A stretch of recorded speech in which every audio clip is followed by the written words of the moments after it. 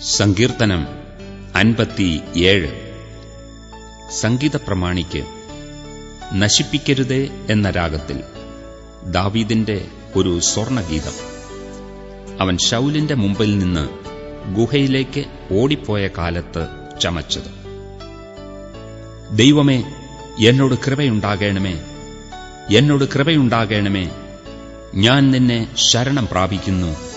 അതെ, ഈ ആപത്തുകൾ ഒഴിഞ്ഞു പോകുവോളം ഞാൻ നിന്റെ ചിറകിൻ നിഴലിൽ ശരണം പ്രാപിക്കുന്നു. അത്യുന്നതനായ ദൈവത്തെ ഞാൻ വിളിച്ചപേക്ഷിക്കുന്നു. എനിക്കുവേണ്ടി സകലവും നിർവഹിക്കുന്ന ദൈവത്തെ തന്നെ. എന്നെ വിഴുങ്ങുവാൻ ഭാവിക്കുന്നവർ ധിക്കാരം കാട്ടുമ്പോൾ അവൻ സ്വർഗ്ഗത്തിൽ നിന്ന് കൈനീട്ടി എന്നെ രക്ഷിക്കും. ദൈവം തന്റെ ദയയും വിശ്വസ്തതയും അയക്കുന്നു. എന്റെ പ്രാണൻ സിംഹങ്ങളുടെ ഇടയിൽ ഇരിക്കുന്നു. അഗ്നി ജ്വലിക്കുന്നവരുടെ നടുവിൽ ഞാൻ കിടക്കുന്നു.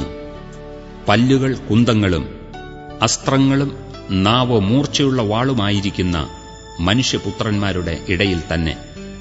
ദൈവമേ, നീ ആകാശത്തിനു മീതെ ഉയർന്നിരിക്കണമേ. നിന്റെ മഹത്വം സർവ്വഭൂമിയിലും പരക്കട്ടെ. അവർ എന്റെ കാലടികൾക്ക് ഒരു വല വിരിച്ചു. എന്റെ മനസ്സ് ഇടിഞ്ഞിരിക്കുന്നു. അവർ എന്റെ മുമ്പിൽ ഒരു കുഴി കുഴിച്ചു. അതിൽ അവർ തന്നെ വീണു.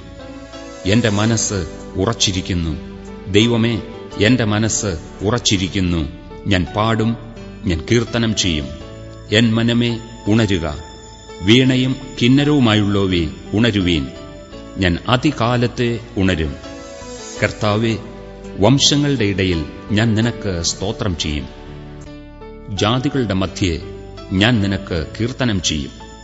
നിന്റെ ദയ ആകാശത്തോളവും നിന്റെ വിശ്വസ്തത മേഘങ്ങളോളവും വലിയതല്ലോ. ദൈവമേ, നീ ആകാശത്തിനു മീതെ ഉയർന്നിരിക്കണമേ. നിന്റെ മഹത്വം സർവ്വഭൂമിയിലും പരക്കട്ടെ.